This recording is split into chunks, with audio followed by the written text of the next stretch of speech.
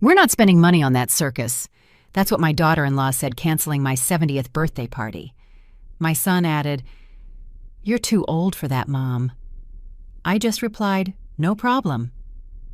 Weeks later, my daughter-in-law wouldn't stop calling me. I smiled and sent her a text. "The circus is closed, and I refuse to be your clown ever again." But let me tell you how I got to that message. Because no one is born with the courage to set boundaries. You learn it after you've been broken enough times. It all started on a Tuesday. I remember because it was market day, and I had just bought purple carnations for the vase in the entryway. I've always believed a house without flowers is like a heart without a beat.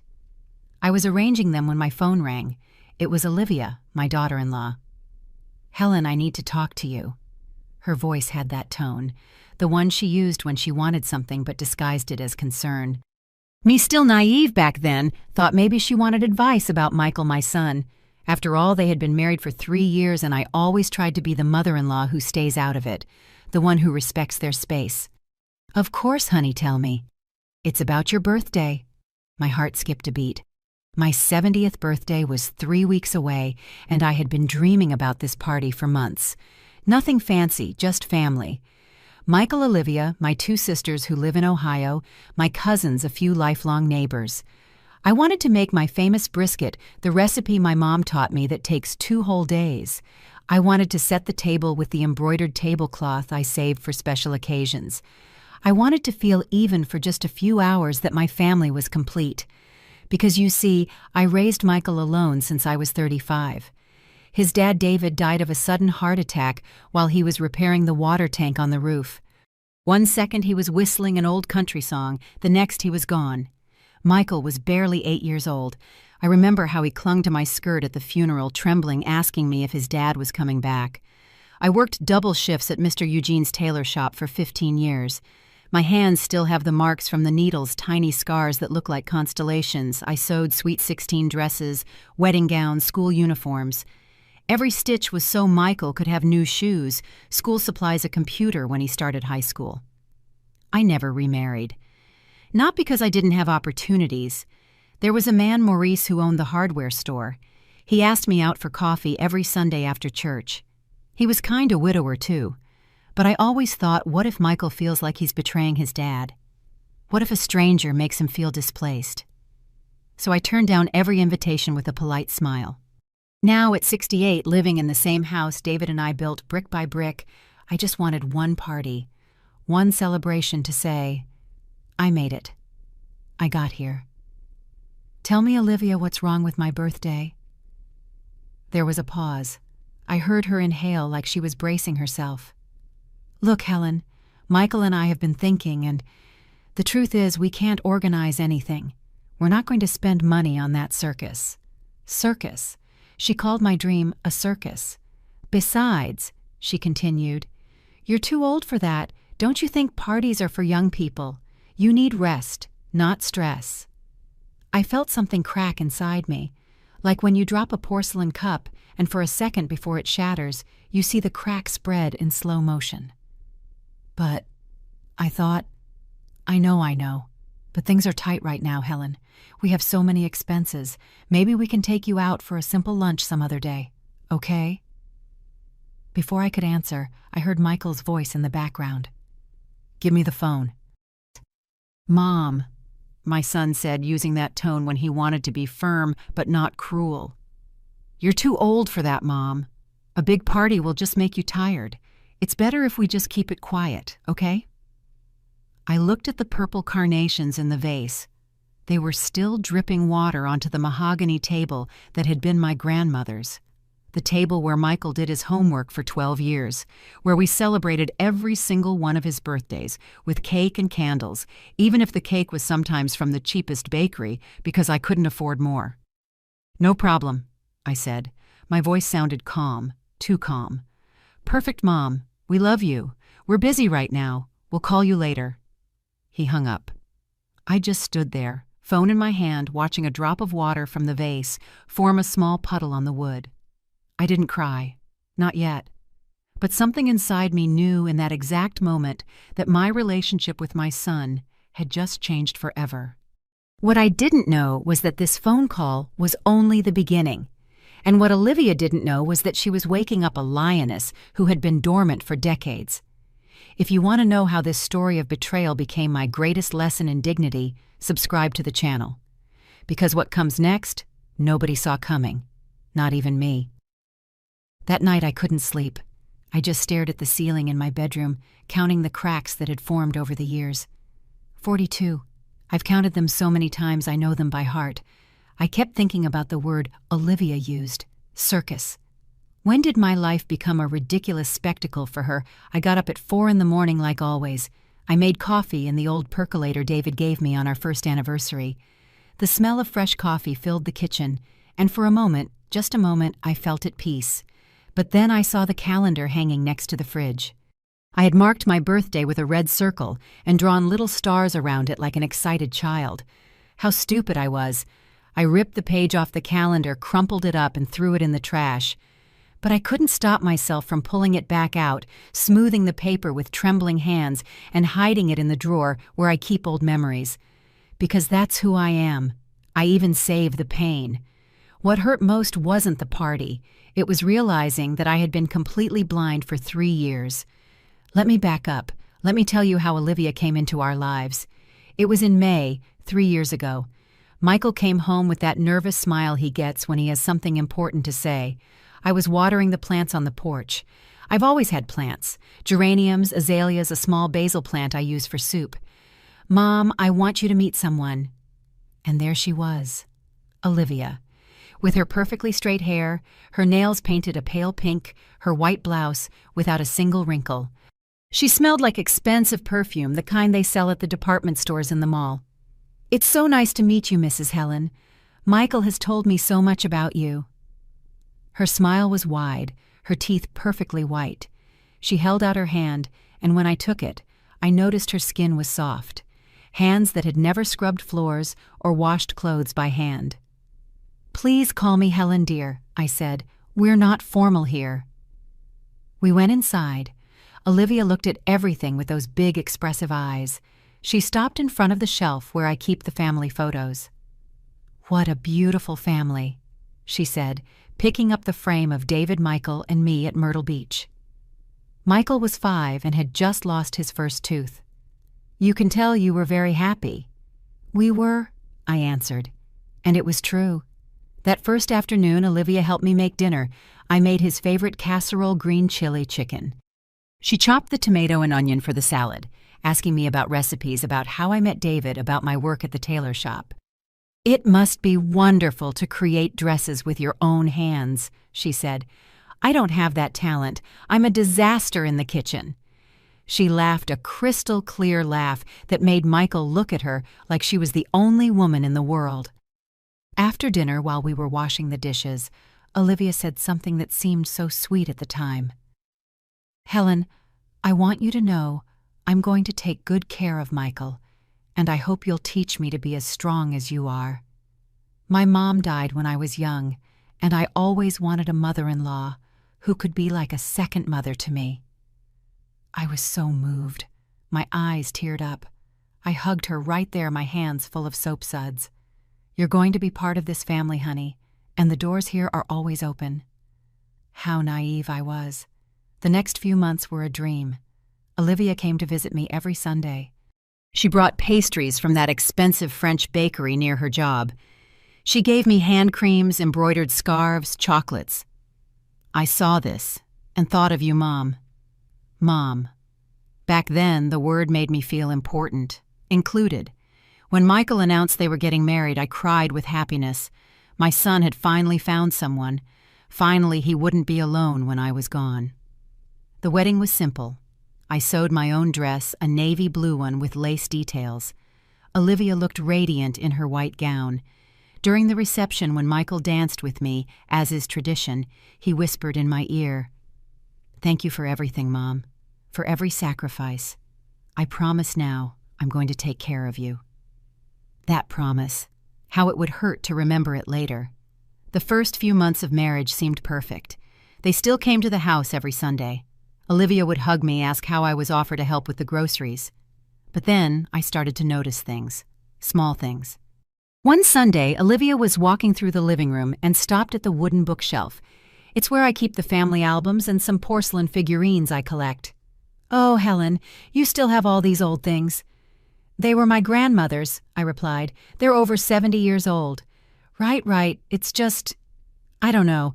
I think the house would look so much more modern without so much old-fashioned clutter. Have you ever thought about updating a little?" Michael laughed. "Olivia has a great eye for design, Mom. Maybe you should listen to her." I didn't say anything, but something in my chest tightened. Another afternoon we were having coffee. Olivia was looking out the window at the garden. "You know, Helen, this house is awfully big for just you, isn't it?" "Well, yes, it feels empty sometimes," I admitted. "But it's my home. Michael grew up here. All my memories are here." Of course, I'm just saying maintaining a house like this must be expensive. The taxes, the water, the electricity. Have you ever considered something more practical? A little apartment, maybe?" "Olivia," Michael interrupted. "Leave her alone." But I noticed he was looking at the house differently too, like he was evaluating it, calculating. The visits started to spread out. They didn't come every Sunday anymore. First, it was every 2 weeks, then once a month. "We're just so busy, Mom." "The schedule is impossible, Helen, you know how it is." I understood, or at least I told myself I did. They're young. They have their own lives. I can't be the suffocating mother-in-law demanding attention. But when I called them, Olivia always answered in a hurry. "Helen, I'm busy right now. I'll call you back." She never called back. And when they did visit, Olivia didn't help in the kitchen anymore. She sat in the living room checking her phone while I cooked alone. She didn't bring pastries anymore. She didn't ask how I was. One afternoon, while I was serving the chili, I had been cooking since morning, I overheard a conversation I wasn't supposed to hear. They were on the patio. They thought I was in the kitchen, but I had walked over to close the window because it was getting windy. "Seriously, Michael, your mom should sell this house.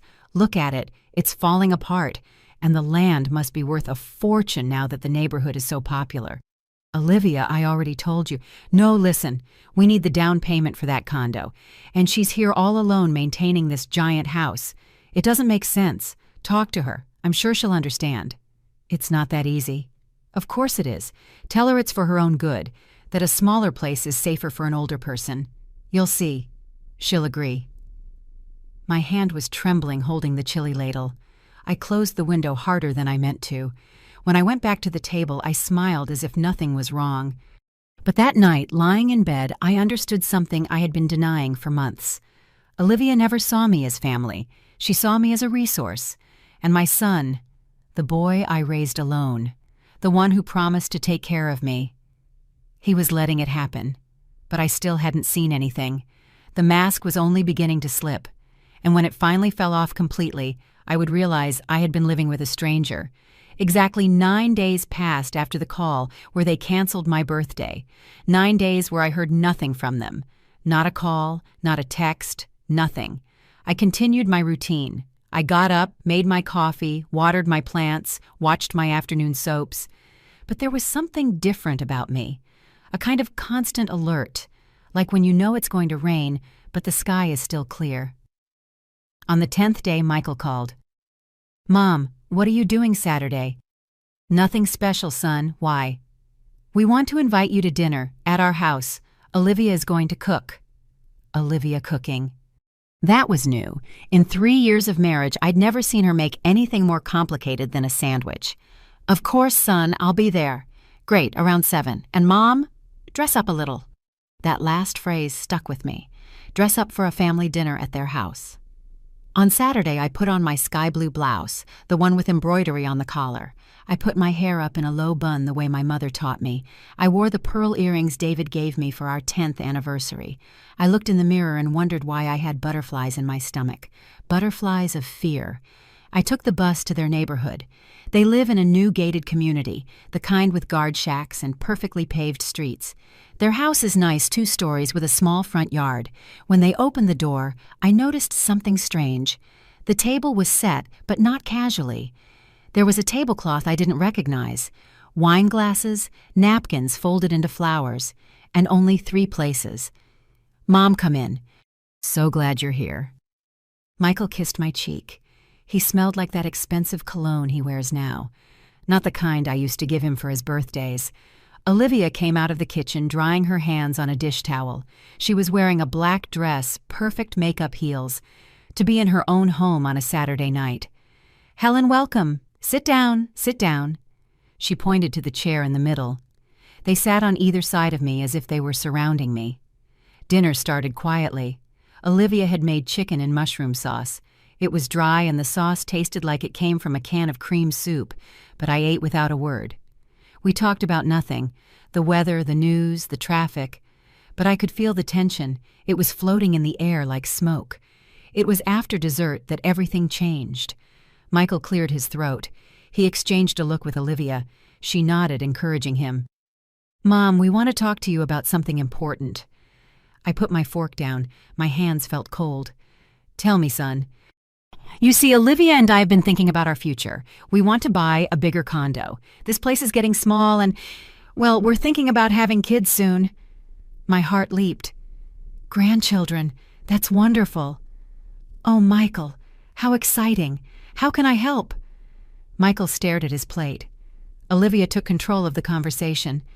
"Look, Helen, the condo we want costs $600,000. We're already approved for the loan, but we need $120,000 for the down payment."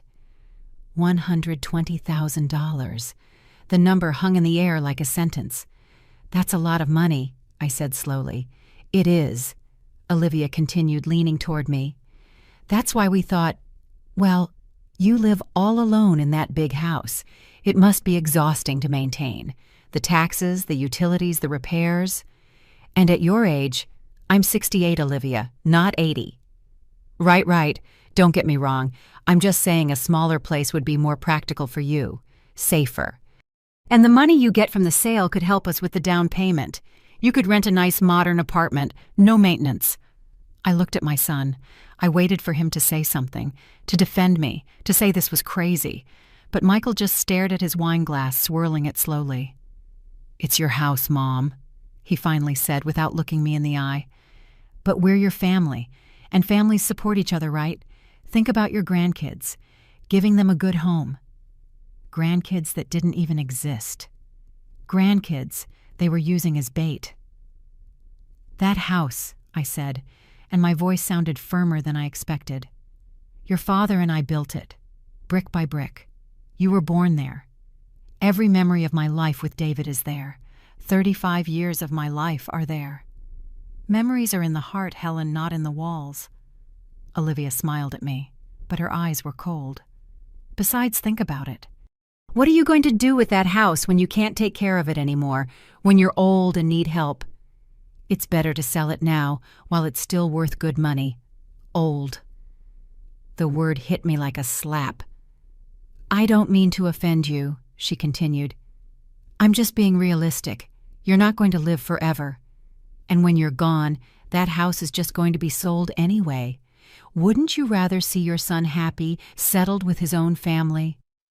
The silence that followed was thick. I could hear the ticking of the wall clock, the hum of the fridge, my own breathing. "I need to think about it," I said. "Of course," Michael answered quickly, as if he'd been waiting for that. "Take your time, Mom. There's no rush." But Olivia added, "Although the owner of the condo is only giving us 3 weeks to get the down payment, after that, he's selling to someone else." 3 weeks, the same amount of time until my birthday.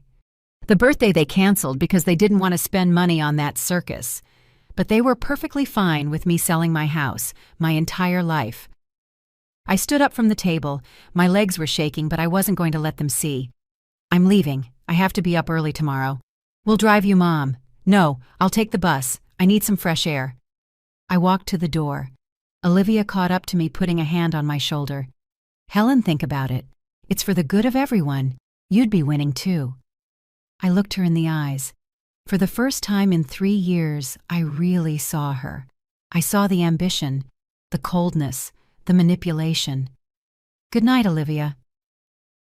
On the bus ride home, as the city lights passed by the window, I realized something terrible. My son was asking me to sell my life to finance his. And what was worse, he saw it as something normal. as something I should do. I got home after 10 o'clock. I turned on the lights in the living room. I saw the mahogany furniture from my grandmother, the photos on the walls, the bookshelf full of memories, the rocking chair where I nursed Michael for months. I sat in that rocking chair, and finally, after days of holding it in, I cried. I cried for my naivete for believing Olivia liked me. I cried for my son who had become a stranger. I cried for the sacrifices I made that now seemed worthless. But beneath the tears, something else was growing. Anger.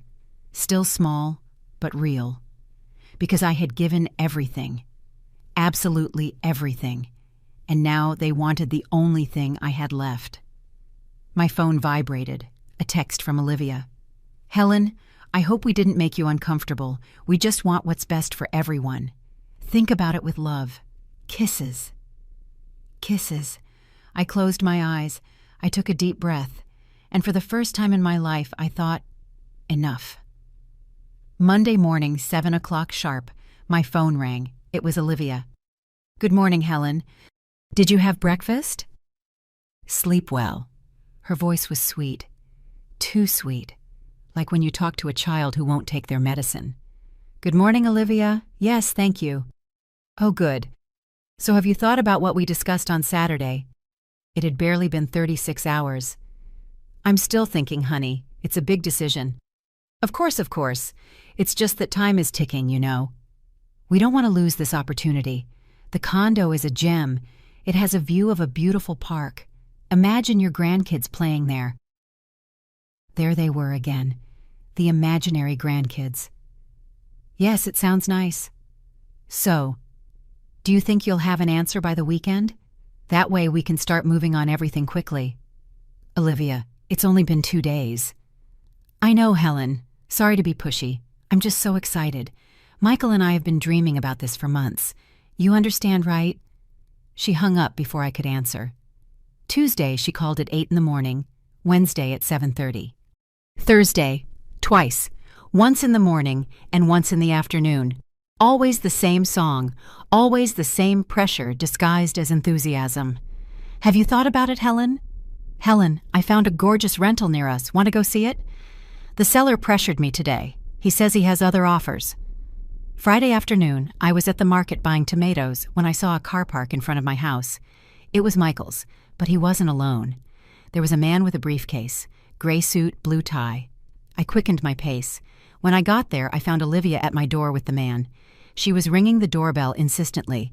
"Olivia, what are you doing here?" She turned with a huge smile. "Oh, Helen, thank goodness you're here. Look, I brought Mr. Duncan. He's a real estate agent. I thought it would be good for him to explain how much you can get for your little house, just so you have all the information right."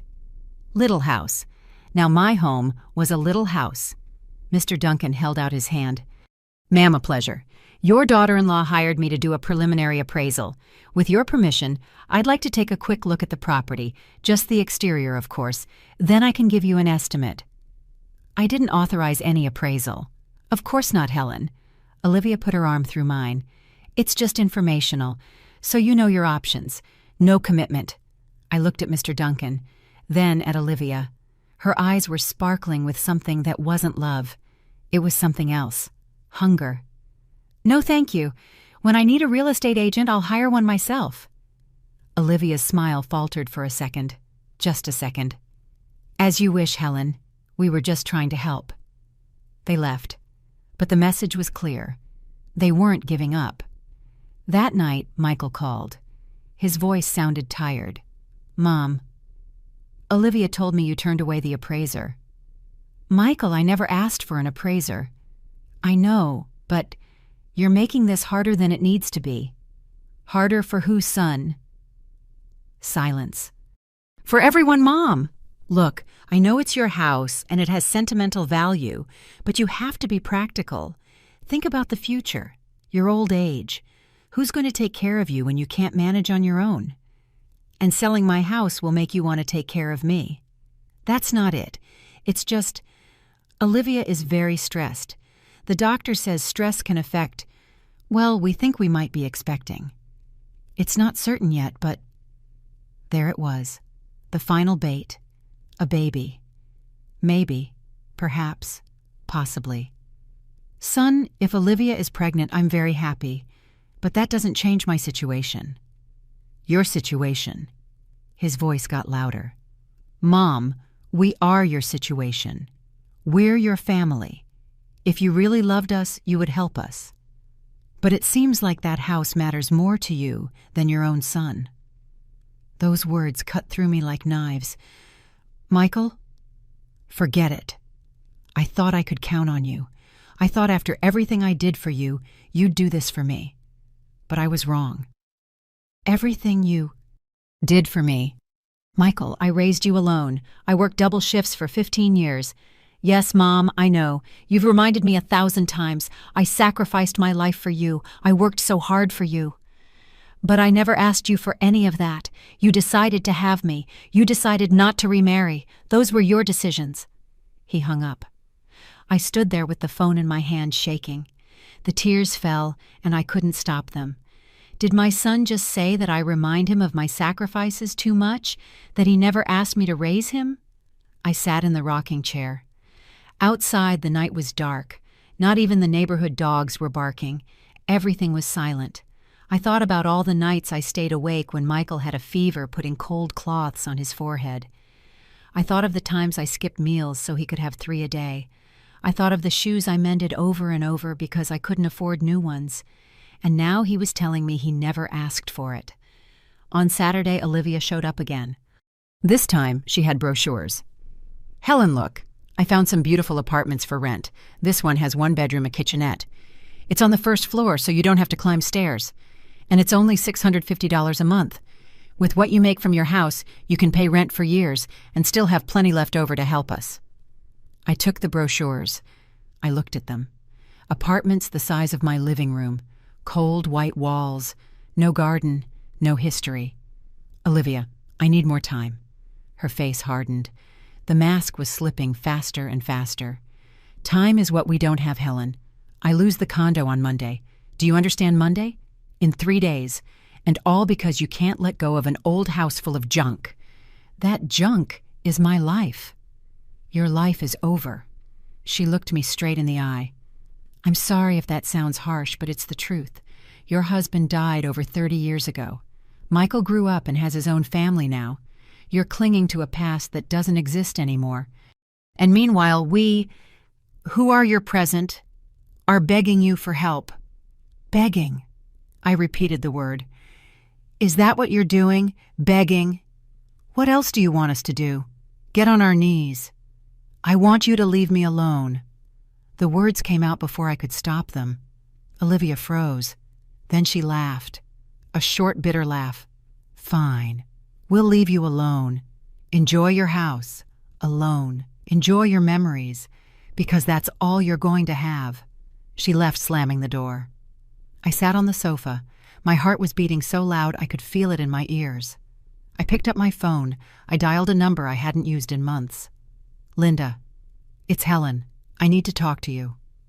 Linda had been my friend for 20 years. We met at the market. She sells flowers. She's one of those women who tells you the truth with no sugarcoating. Helen, what's wrong? You sound strange. I think my son and daughter-in-law are trying to steal my house. There was a pause. I'm on my way. Linda arrived 20 minutes later with a bag of donuts and a thermos of strong black coffee. When there's trouble, you have to eat, she said, putting everything on the table. Now tell me everything, and don't skip a single part. I told her. From the call canceling my birthday to Olivia's visit that morning, Linda listened in silence, chewing her donut, her eyes narrowed behind her glasses. When I finished, she set her mug down with a thud. That girl is a snake, and your son is a fool. Linda. No, Helen, we have to call it like it is. That woman is squeezing you dry and Michael is letting her.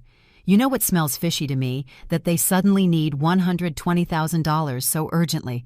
I sell flowers, but I wasn't born yesterday. Something else is going on. You think so? I don't think, I know.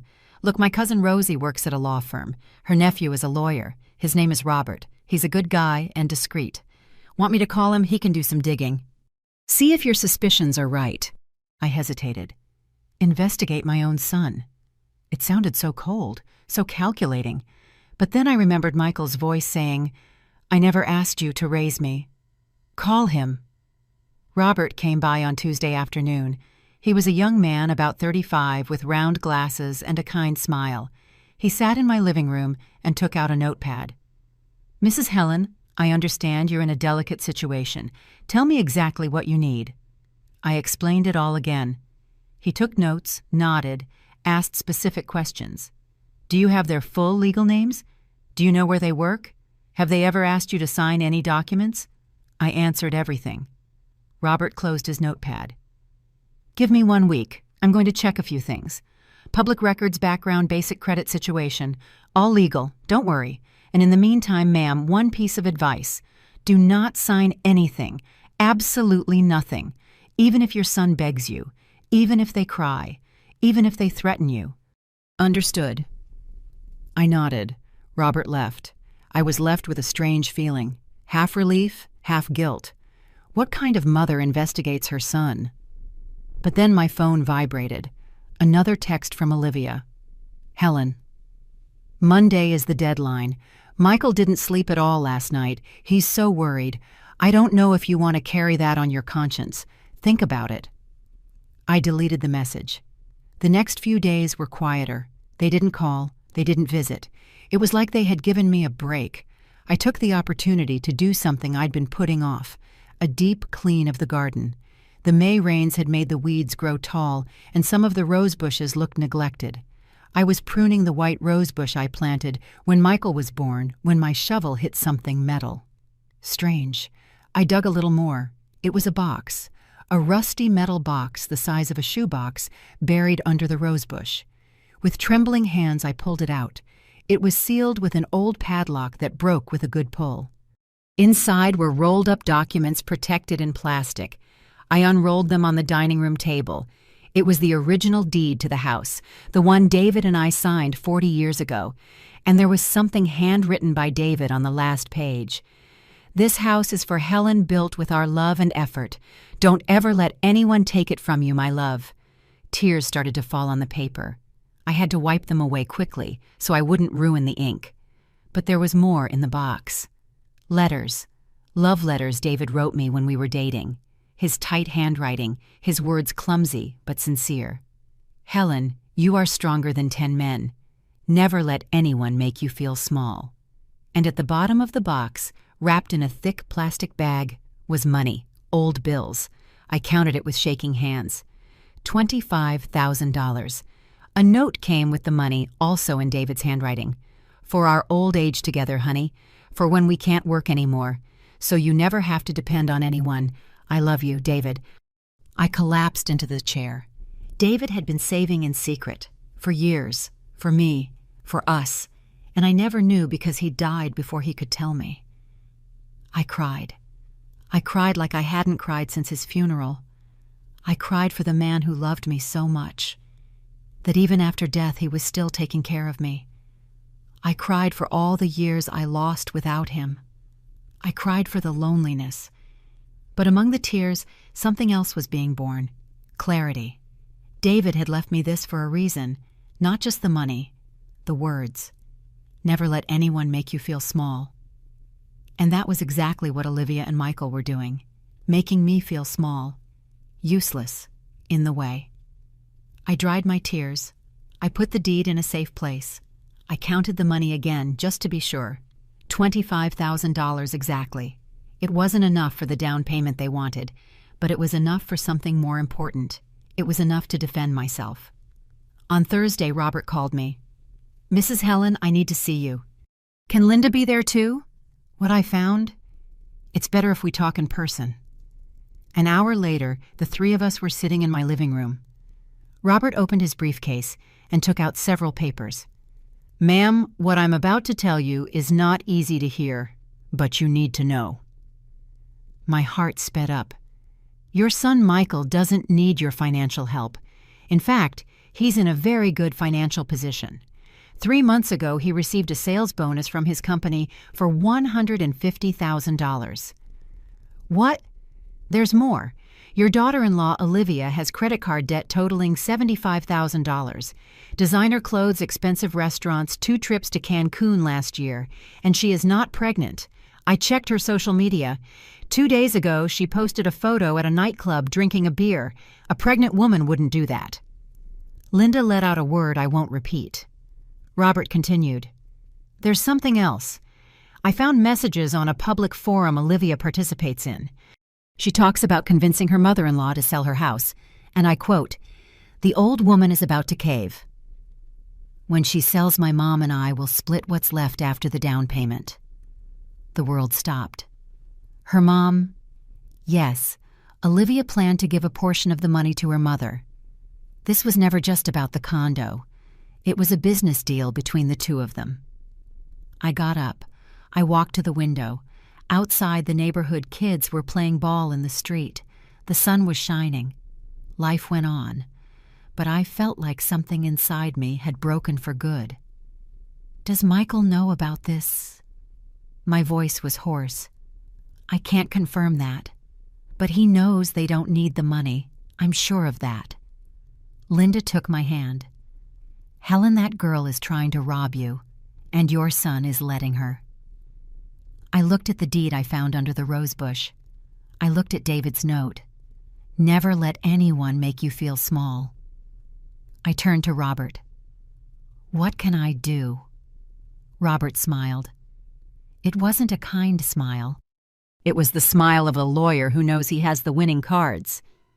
"Mrs. Helen, I can do many things, but first I need you to answer something. Do you want to defend yourself, or do you want to fight back?" Linda squeezed my hand. I thought about all the texts, the calls, the word circus, Michael telling me I never asked to be raised, Olivia calling me old, and for the first time in my 68 years, I said something I never thought I'd say. I want to fight back. Robert pulled more papers from his briefcase. "Perfect. Then I need you to formally authorize me to act on your behalf. We're going to do this right, legally, so they can't turn this around on you." I signed the documents he put in front of me. My hand was shaking, but the signature came out clear. "Now," Robert continued, "I need access to any document you have related to your house. The deed, tax receipts, utility bills. I also need to know if they've ever asked you to sign anything, even if it seemed unimportant. Only the deed I found buried, and I've never signed anything for them." "Good. That gives us the advantage. Your house is fully in your name. No liens, no debts. No one can force you to sell it. But Olivia is going to try to pressure you more. And when she does, I need you to record the conversations." "Record?" "Your phone has a voice recorder, right? Every time they call or visit, record everything. It's legal as long as you are part of the conversation. Those recordings can be evidence if we need it." Linda nodded. "I'll show you how, Helen. It's easy." "In the meantime," Robert said, "I'm going to dig deeper. I want to know exactly how much money they have, what else they're hiding, and if there's anything else behind this. Do I have your authorization?" "Yes. I want to know the whole truth." Robert left. Linda stayed with me, showing me how to use the phone's recorder, making me practice until I got it right. "Helen, one more thing," she said before leaving. "You have to be strong. When you find out everything, it's going to hurt. It's going to hurt a lot. But remember, you didn't cause this. They chose to treat you this way." That night, I barely slept. Every time I closed my eyes, I saw Michael's face as a child. When he'd wake me up in the middle of the night to say he had a nightmare, I would hold him, sing to him softly until he fell back asleep. "At what point did that boy become this man Friday morning as expected?" Olivia called. This time, I turned on the recorder. "Helen, good morning. Look, I know we've been pressuring you a lot, and I apologize, but we're truly desperate. We lose the condo on Monday, and, well, Michael is devastated. He says you don't love him anymore. He says that, yes, he cried last night, Helen. Your son cried because of you. He says that after everything he's done, you're rejecting him in his moment of need." The words were perfect, the tone dramatic, but I already knew the truth. "Olivia, are you pregnant?" There was a pause. Very short, but I caught it. "Well, It's not certain yet, but I have symptoms. That's why we need the bigger condo, for the baby. A lie. It was all a lie. And does Michael really need my help? Doesn't he have money saved? Another pause. Helen, you know how things are. Everything is so expensive. Of course Michael works hard, but it's not enough. That's why we need you. Because a mother always supports her children, right? Let me think about it this weekend. I'll give you a final answer on Monday.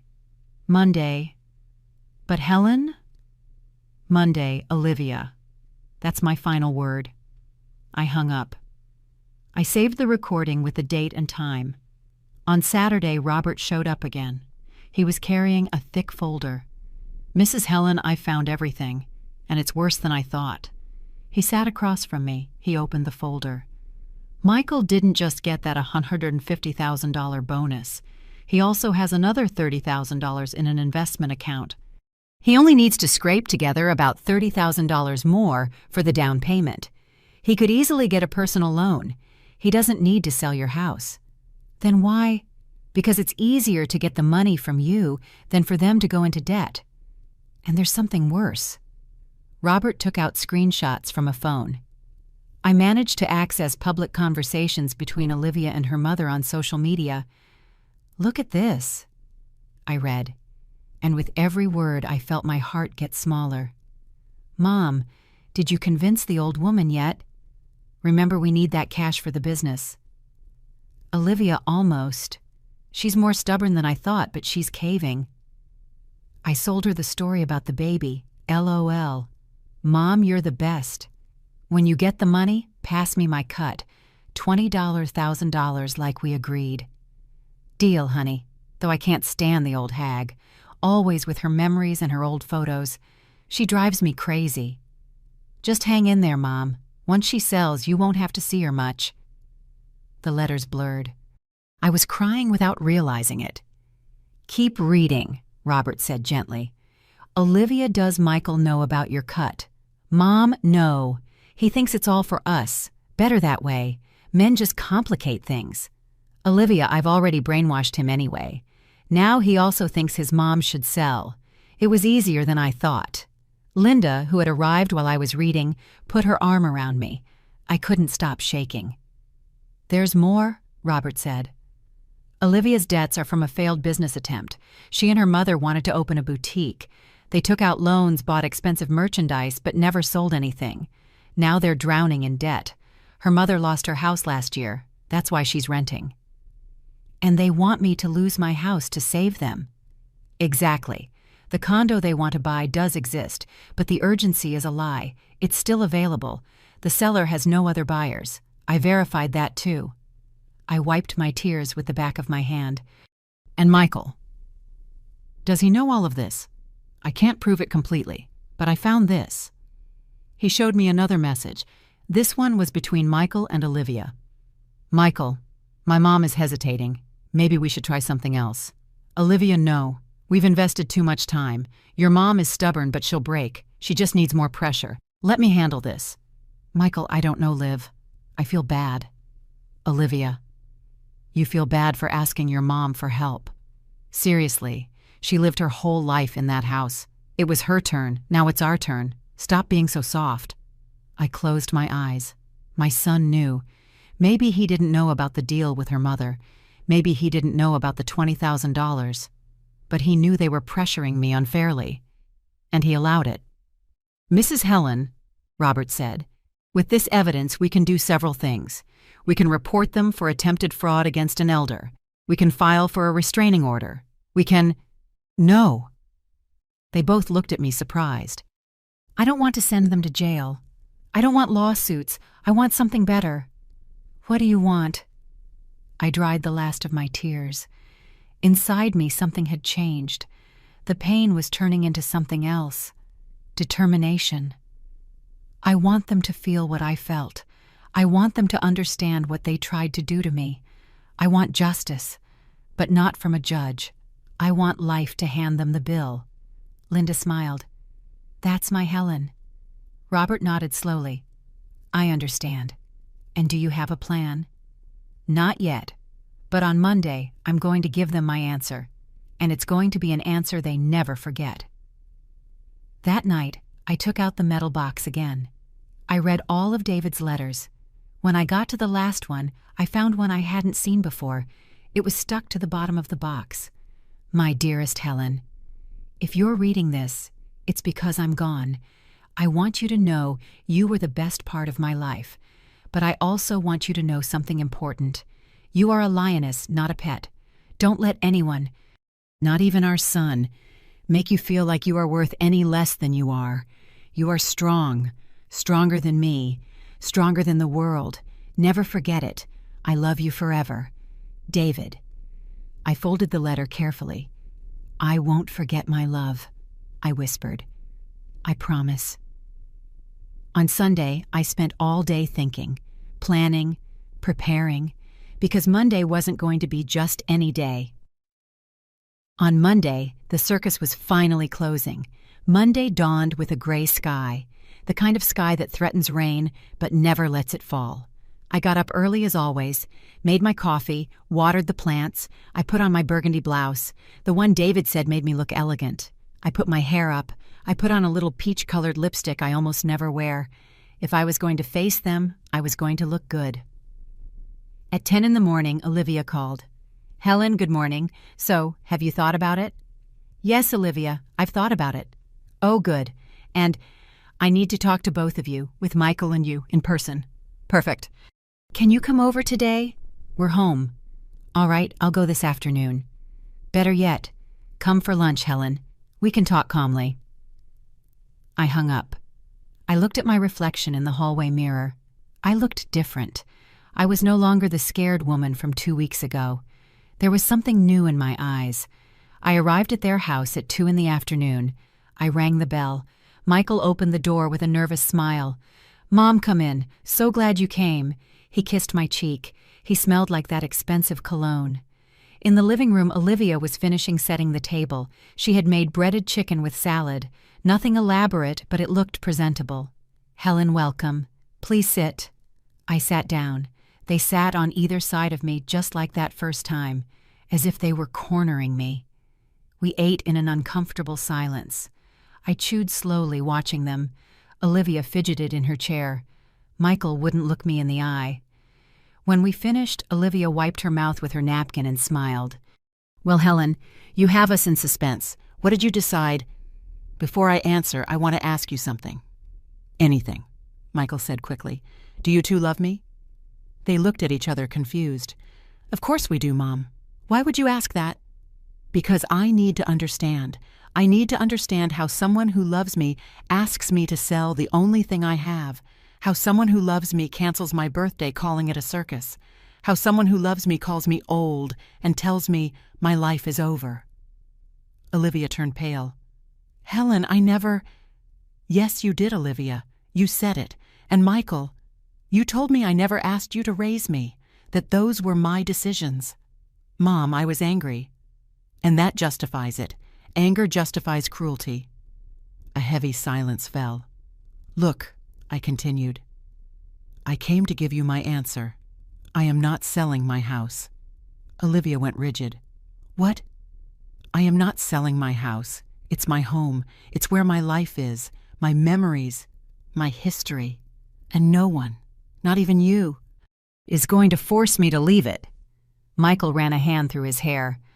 Mom, but we were counting on that. We already made plans. Plans based on my sacrifice. Again, always my sacrifice. Olivia stood up abruptly. The sweetness was gone from her face. You know what, Helen? You're right. Your house, your life, your decision. But don't ever ask us to take you to the doctor again. Don't ever ask us to keep you company. Don't wait for us on Sundays, because we're not coming. Olivia! Michael tried to stop her. No, Michael, I'm tired of this. Your mother is selfish. She only thinks about herself. We ask her for help one time, and she refuses. Fine. Let her stay alone with her old house and her old junk. I stood up too. I wasn't shaking anymore. There were no more tears. Selfish, I'm the selfish one. I worked double shifts for 15 years so my son could have everything. I gave up my life, finding love again, my own dreams. And now that I'm 68, and all I ask is to be left in peace with the little I have left, I'm selfish. That was your decision, Olivia snapped. Nobody forced you. You're right, it was my decision, and now my decision is to tell you no. And if that makes me selfish, fine. I'd rather be selfish than stupid. I walked to the door. Michael caught up to me. Mom, wait. Don't leave like this. We can talk. I looked at him, really looked at him, and I saw a man I no longer recognized. There's nothing to talk about, son. You already made your decision, and I've made mine. Mom, you're going to regret this. Those words stopped me cold. I turned around. Are you threatening me? It's not a threat. It's a fact. When you need help, when you're sick, when you're alone, we won't be there. Something inside me broke for good. Not with sadness, with liberation. Then I guess I'm already alone, because a son who threatens me, a son who only wants me for my house, that son is already gone. I left. I didn't run. I walked, with my back straight, my head held high. But as soon as I turned the corner, I had to stop. I leaned against a wall, breathing deeply. I had done it. I had told them no, and it hurt. God, it hurt. But it also felt good, like taking off tight shoes after a long day. I got home as it was getting dark. Linda was waiting for me on the porch. How did it go? I told them no. She hugged me, and there in my friend's arms I finally cried. But they were different tears, not of defeat, of relief. You did the right thing, Helen. I know, but it hurts. Of course it hurts. He's your son. But sometimes loving yourself hurts more than loving others. And that's okay. That night, lying in my bed, I thought about everything. About the years I dedicated to Michael, the sacrifices, the sleepless nights, the unconditional love I gave him. And I understood something important. I didn't regret any of it. I regretted expecting him to value it, because a mother's love doesn't expect a reward, but it also doesn't accept abuse. Tuesday morning, I woke up with a strange feeling. Peace. For the first time in weeks. Peace. I was eating breakfast when my phone rang. Unknown number. Mrs. Helen. Yes, who is this? My name is Diane Portillo. I'm your son Michael's neighbor. I'm sorry to bother you. I got your number from Ms. Sue at the corner store. I need to talk to you. It's important. Did something happen? Not over the phone. Can you meet me at the Arches Cafe, the one on the corner by your son's house? Something in her voice alerted me. Today at 5, I'll be there. At 5 o'clock sharp, I walked into the cafe. Diane was a woman in her 40s, elegant with short hair. She greeted me with a sad smile. Mrs. Helen, thank you for coming. Look, I don't know if I should get involved, but my conscience won't let me rest. What is it? This past Saturday, Olivia hosted a party at their house. She invited neighbors, friends, family. She said it was a surprise party for you, for your birthday. My birthday. The one they canceled. A surprise party. Yes, I went because I thought it was sweet. But then, Ma'am Olivia took the microphone and said something I thought was very strange. What did she say? She recorded it. Listen. Diane pressed play on her phone, and I heard Olivia's voice clear and happy. Thank you all for coming to celebrate my mother-in-law Helen on her 70th birthday. I want to take this chance to share some wonderful news. My mother-in-law, in an immense act of love, has decided to sell her house to help us with the down payment on our new condo. It's her way of showing us how much she loves us and how much our future matters to her. Let's give a round of applause for this generous woman. Applause. Lots of applause. And then Michael's voice. Thanks, Mom. We knew we could count on you. Diane turned off the phone. Ma'am, everyone thought you had agreed. Olivia told everyone you were happy to help them. Is that true? My hands were shaking. No, I never agreed. I told them no. Diane closed her eyes. I figured. That's why I had to talk to you. Ma'am, your daughter-in-law used you. In front of 50 people, she used you to make herself look good. I was silent. I couldn't speak. I couldn't breathe. Do you have that full recording? Yes. Can you send it to me? Of course. Give me your number. That night in my house, I listened to the full recording, over and over. The applause, the congratulations, Olivia's words. They used me. They humiliated me publicly. They held me up as an example of generosity when I had never agreed to anything. And Michael was there, smiling, accepting congratulations for a lie. I called Robert. Robert, I've changed my mind. I don't just want to defend myself anymore. What do you want? I want them to pay. I want justice. And I want it now. Robert arrived at my house at 9 o'clock Wednesday morning.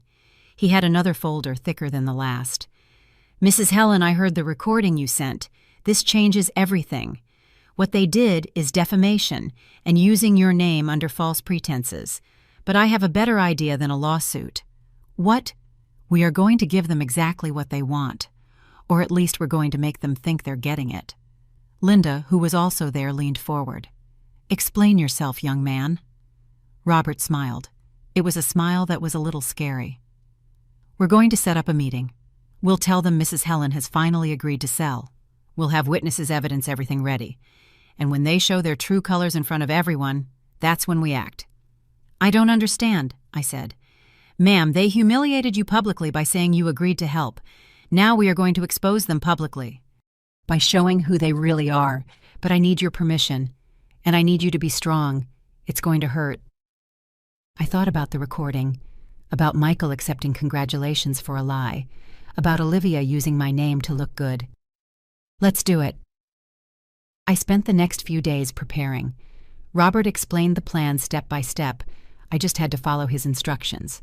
On Friday, I called Michael. I turned on the recorder. Son, it's me. There was a surprised pause. Mom, I wasn't expecting your call. I know. Look, I've been thinking a lot about what happened on Monday, and I think you're right. What? The house is too big for me. I'm getting old, and you're my family. If selling it helps you, then I'm going to do it. Silence. A long silence. Mom, are you serious? Yes, son, I'm serious, but I have one condition. What? I want it to be formal, with a notary, with witnesses. I want to do this right, and I want you and Olivia to come to my house on Saturday at 4 p.m. We'll sign everything then. Mom, thank you, thank you. I knew you'd understand. I love you. Those words, I love you, sounded so empty now. I'll see you Saturday, son. I hung up. I saved the recording. Linda hugged me. Helen, are you sure about this? More sure than I've ever been. Saturday dawned bright and sunny. Ironic. The important days of my life had always been cloudy or rainy. But this day, the day it would all end, the sun was shining. Robert arrived at 2 with 2 other people, a notary public named Mr. Estrada, and a woman he introduced as his legal assistant, Monica. Mrs. Helen, Mr. Estrada is completely trustworthy. Monica is going to film everything. Ready. Ready. Linda and her husband, Bill, were also there as witnesses, and Diane, the neighbor, who had shown me the party recording. She had agreed to come when I asked. At 4 o'clock sharp, the doorbell rang. It was Michael and Olivia. She was wearing a new dress. Perfect makeup, a huge smile. Huge. Michael wore an ironed shirt and looked nervous but happy. Mom, Michael hugged me tightly. Thank you for reconsidering. You don't know what this means to us. Olivia hugged me too. Helen, you are an angel, truly, an angel. I pointed to the living room. Come in, we have to make this formal. When they walked in and saw all the people, Olivia stopped cold. Who are they? Mr. Estrada is a notary public. Robert is my lawyer. Linda and Bill are witnesses. And Diane... Well, Diane is someone who has something interesting to show you. Olivia's smile began to fade. Your lawyer, Mom? Why do you need a lawyer? Michael looked at me confused. Please sit down. They sat on the sofa. The rest of us formed a semicircle around them. Monica had her camera pointed. Before we sign anything, I began. "I want to clarify a few points." "Of course, Mom. Whatever you need." "First, I want you to explain something. 2 weeks ago, you threw a party. A party where you told 50 people that I had agreed to sell my house. Why did you do that?" Olivia turned white. Michael looked at his wife. "Olivia, well, we assumed you would agree. We were just anticipating things." "Anticipating. Interesting word. Diane, can you play the recording?" Diane took out her phone. Olivia's voice filled the living room. "My mother-in-law, in an immense act of love, has decided to sell her house to help us." Michael closed his eyes. Olivia jumped to her feet. "This is a trap." "No, Olivia, this is the truth. Now sit down, because we have much more to talk about." Robert opened his folder. "Mrs. Olivia, can you confirm that you have credit card debts totaling $75,000? That's private. Can you confirm that you plan to give your mother $20,000 from the sale?" Olivia froze. Michael stared at her. "What?"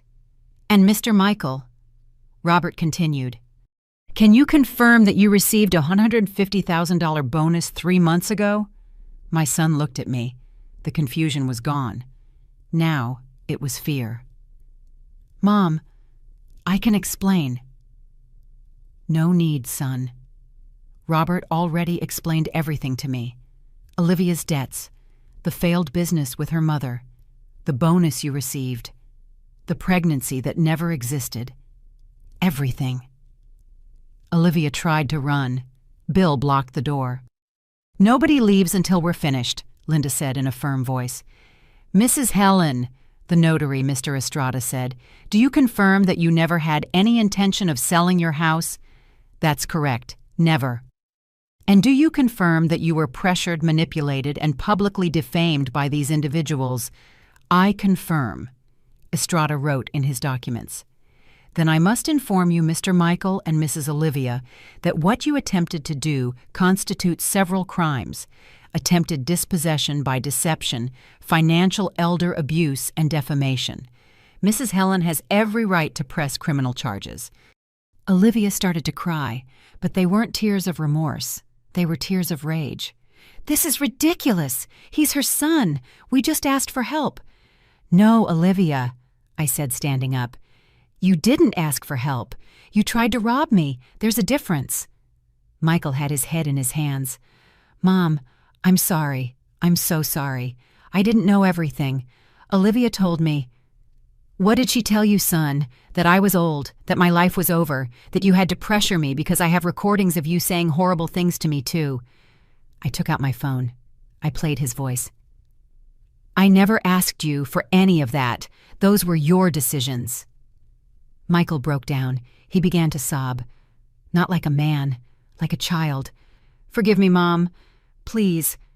Robert cleared his throat. "Mrs. Helen, do you wish to proceed legally?" Everyone looked at me. Olivia with hatred, Michael with desperation, Linda with pride, Diane with curiosity. I thought of David, of his letters, of his words. "You are a lioness." "I'm not going to put my son in jail," I said finally, "but I am setting conditions." "What conditions?" Michael asked, his voice raw. "1, I don't want to see either of you for 1 full year. 0 contact, 0 calls, 0 visits. Mom, 2, you will both post a public apology on your social media admitting you lied about my agreement to sell the house, admitting you pressured me unfairly." Olivia stood up again. "Never." 3, I continued, not looking at her.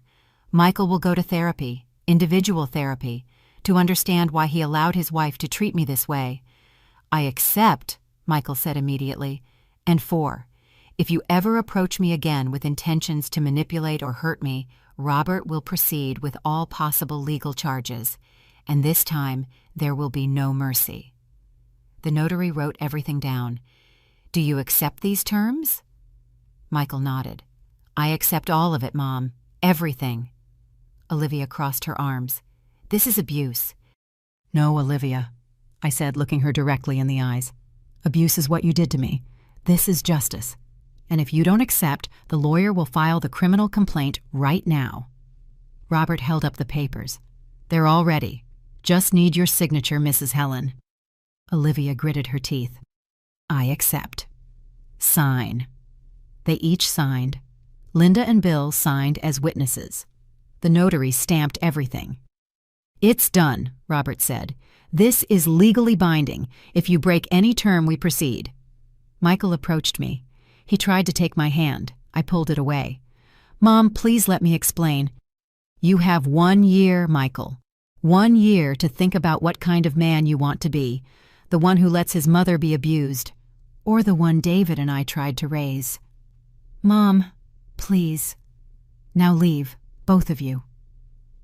They left. Olivia stormed out first, furious. Michael stopped at the door. He looked at me one last time, and he left too. When the door closed, I collapsed onto the sofa. Linda held me. I cried. I cried like I hadn't cried in years. But these tears were different. They were tears of liberation. The following days were strange, silent. No 7 a.m. phone calls, no texts asking if I'd thought about it, no surprise visits with real estate agents, just silence. And that silence, which would have scared me before now, felt like a gift. On Tuesday afternoon, Linda came by with pastries and coffee. "How are you, Helen?" "Better, much better. Did you see social media?" I shook my head. I barely used Facebook, and only to see pictures of my cousin's kids. Linda pulled out her phone. "Michael posted this yesterday." She showed me the screen. It was a long post with a photo of Michael alone. "No, Olivia. I want to offer a public apology. A few weeks ago, my wife and I hosted a gathering where we announced that my mother had decided to sell her house to help us financially. That information was false. My mother never agreed to any such thing. We pressured her, manipulated her, and used her name without her permission. My mother is a dignified woman who did not deserve that treatment. I publicly apologize for my behavior. I am ashamed of the person I became. I am sorry, Mom." I read the words 3 times. There were 847 comments. Most were supportive of me. Some criticized Michael harshly. Others, Olivia.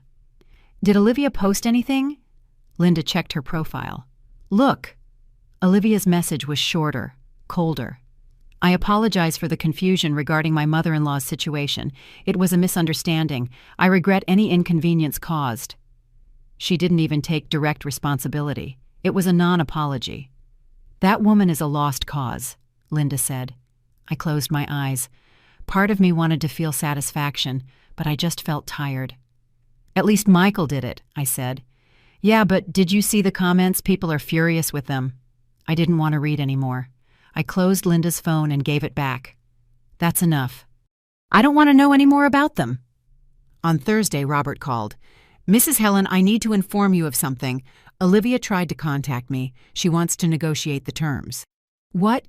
"She says 1 year of no contact is too much and inhumane. She says you are being cruel." I laughed. I couldn't help it. A bitter laugh. "What did you tell her?" "I told her the terms are non-negotiable and that if she insists, we will proceed with the charges. She backed off after that." "Thank you, Robert." "You're welcome. Oh, and one more thing. Your son is going to therapy. I verified it with the therapist I recommended. He has attended 3 sessions already." That surprised me. Michael was following through. "And how is he?" "I can't give you details, confidentiality. But the therapist says he's working, really working. It's a good sign, ma'am." When I hung up, I wondered, was there hope for Michael? Or was it too late? On Friday, I received a letter. It came in a plain white envelope. No return address. I opened it with trembling hands. It was from Michael. Handwritten. "Mom, I know I can't call or see you. I understand and respect that. But I need to write this, even if you don't respond. I've been in therapy as promised. The doctor made me see things I didn't want to see. He made me face the truth. That I became someone you didn't raise. Someone weak. Someone who allowed the person who sacrificed the most for him to be mistreated. Olivia and I are getting divorced. It was my decision. When the therapist asked me what was more important, my marriage or my integrity, I couldn't answer, and I realized I had lost my integrity a long time ago. I'm not writing this for you to forgive me. I don't deserve your forgiveness yet. I'm writing so you know that I'm trying to be better, to be the son Dad would have wanted me to be, the son you deserve. I love you, Mom, and I'm sorry I forgot you while I was chasing things that didn't matter. Michael. The tears fell on the paper, blurring some of the words. I read it 4 more times. Linda was right. It hurt. It hurt so much. But there was something else, too. A small shoot of hope. Fragile. Trembling. But it was there. I put the letter in the metal box next to David's. The months passed. September, October, November. I used part of the money David had saved to remodel the bathroom, which had needed repairs for years. I hired a young man from the neighborhood, Tony, my neighbor, Ms. Sue's son. He did an excellent job. I also started taking knitting classes at the community center. I met other women my age. We met on Tuesdays and Thursdays. We knitted, we talked, we laughed. One of them, Martha, told me she'd had problems with her family too. Her daughter had borrowed money and never paid her back. But I learned, she told me, that sometimes self-love is more important than family love, and that doesn't make you a bad person, it just makes you a person. Her words stayed with me. In December, 2 weeks before Christmas, Robert called. Mrs. Helen, the 1-year mark is almost up. Have you thought about what you want to do? What do you mean? If you want to have contact with your son again, if you want to give him another chance. I hadn't thought about it. I had been so busy rebuilding my life, I hadn't thought about after. I don't know, Robert. I still don't know. That's fine. You have time, but be prepared.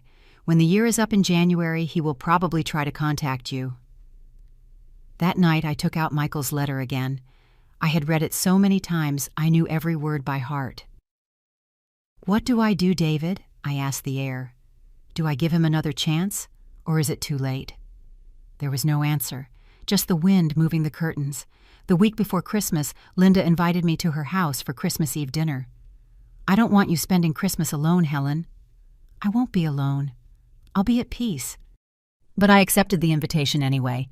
At Linda's dinner, her kids, grandkids, her husband, some cousins were all there. There were tamales, punch music.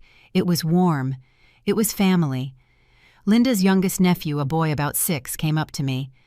Are you Mrs. Helen? Yes, sweetie.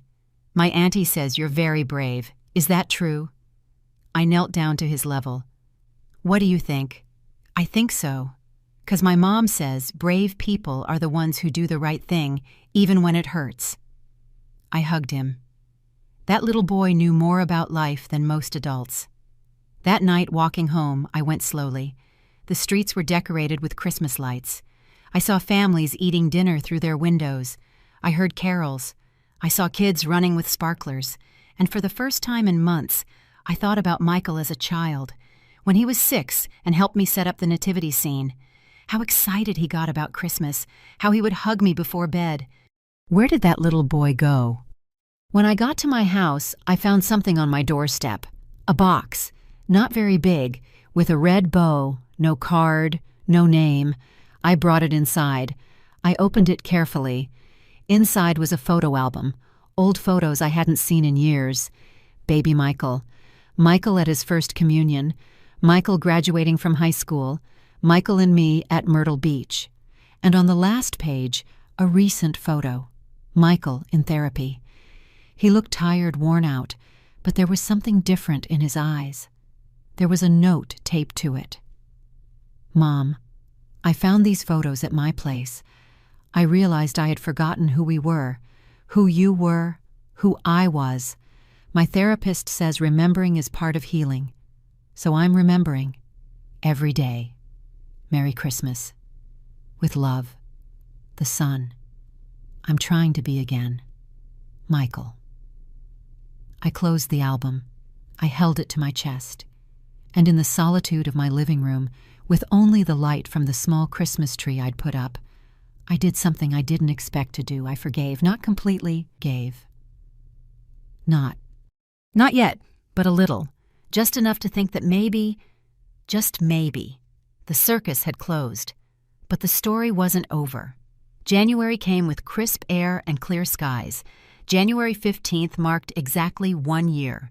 1 year since that call where Olivia canceled my birthday, calling it a circus.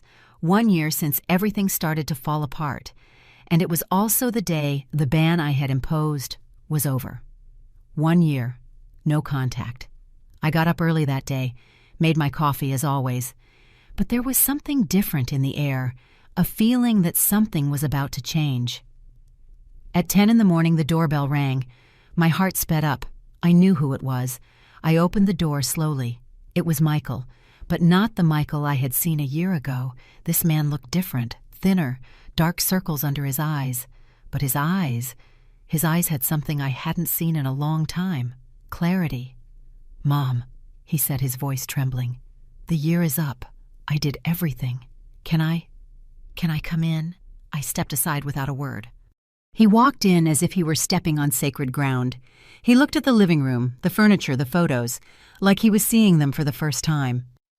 "The house looks beautiful, Mom. You redid the bathroom and painted the kitchen." I noticed. Everything looks alive. We sat. Him on the sofa, me in the rocking chair, keeping my distance. "Mom, I've rehearsed this moment 1,000 times in my head. What I would say, how I would say it. But now that I'm here, words feel so small." I didn't answer. I just waited. "I'm done with Olivia.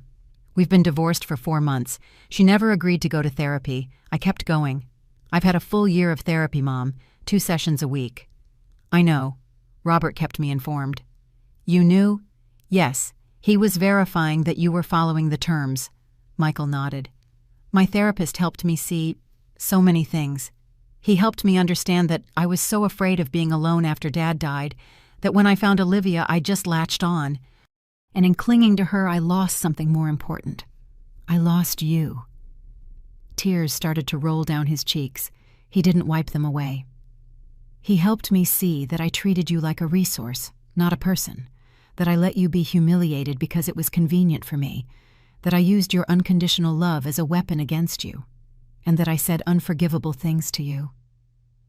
"I never asked you to raise me." I repeated his words. "That's what hurt the most, Michael." "I know. And it's what I'm most ashamed of. Because every time I look at those photos I gave you for Christmas, I see your sacrifice in every picture. I see you working tired, but always smiling at me. And I understand that every day of my life was possible because of your decision to love me." He broke. He cried like I hadn't seen him cry since he was a child. "Forgive me, Mom. Please. I don't expect you to forgive me now, or tomorrow, or soon, but just give me a chance to show you I can be better. That I can be the son Dad wanted me to be." I got up from the rocking chair. I walked over to him. I sat down next to him. "Michael, I'm going to tell you something you need to hear. I'm not going to lie and say everything is fine, because it's not. You hurt me, deeply. You let them humiliate me. You made me feel like my entire life was worthless." He sobbed harder. "But I'm also going to tell you something else. You are my son, and even though you hurt me, even though you broke my heart, I am still your mother, and mothers don't abandon their children, even when their children abandon them." I put my arm around him, and in that hug there was pain, but also something else, a possible future. "This doesn't mean everything goes back to the way it was," I said, "because the way it was broken. We have to build something new, something healthier. Whatever it takes, Mom, whatever you need. You're going to stay in therapy.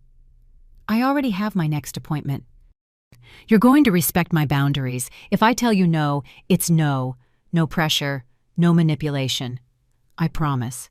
And we're going to take things slow, very slow. 1 visit a week, 1 call every 3 days, nothing more, until I can trust you again." "I accept everything, Mom." We sat in silence for a moment, a different kind of silence, not tense, peaceful. "Are you hungry?" I asked. He smiled, a small, genuine smile. "Always." "I'll make something, but you're going to help me in the kitchen, like when you were little." We cooked together for the first time in years. I made quesadillas with cheese Linda had brought me from the market. Michael chopped the tomato, clumsily, like he'd forgotten how. "Remember when I taught you how to do this?" I asked. "I was 7. I cut my finger. You cried like I'd lost my hand." We laughed, a shy, careful laugh, but it was a laugh. We ate at the dining room table, the same table where he did his homework for years. The same table where the 3 of us ate when David was alive. "Mom, can I ask you something?" "Go ahead." "Why didn't you press charges? You had all the proof. You could have sent me to jail. Why didn't you—" I took a deep breath. "Because you're my son, and because I wanted you to learn not to be destroyed. Jail would have made you a victim. This made you responsible. There's a difference." Michael looked down. "I don't deserve your mercy." "No one deserves mercy. That's why it's called mercy." He stayed until 3 in the afternoon. We talked about many things: his job, his divorce, his therapy, his plans. When he left, he hugged me at the door. "Thank you for giving me another chance, Mom." "Don't waste it, son." "I won't. I swear on Dad's memory." I watched him walk to his car. Before he got in, he turned and waved. I waved back. I closed the door. I leaned against it. The tears fell, but they weren't sad. They were tears of something I hadn't felt in a long time. Hope. The months went on. Michael kept his word. He came every Saturday for lunch. He called on Tuesdays and Thursdays. He never asked for money. He never pressured me for anything. In March, he bought me a new rose bush for the garden, a yellow one. To replace the one that died last year, he said. We planted it together, digging in the dirt just like I had with David all those years ago. In April, for my 71st birthday, Michael organized a dinner. Small, just the 2 of us, and Linda, Bill, Robert, Diane, and Ms. Sue. There were no big speeches, no drama, just family, real family. Michael gave me a simple gift, a picture frame with a new photo, the 2 of us in the garden planting the yellow rose bush. "For new memories," he said. That night, after everyone left, I sat in the garden. The stars were bright. The yellow rose bush already had its first buds. I thought about the whole journey, the pain, the betrayal, the justice, the forgiveness. I thought about Olivia. I heard through Linda that she had moved to another state, that her mother had to sell some property to pay off her debts, that she still blames me for her divorce. I didn't feel satisfaction at her downfall, but I didn't feel pity either, some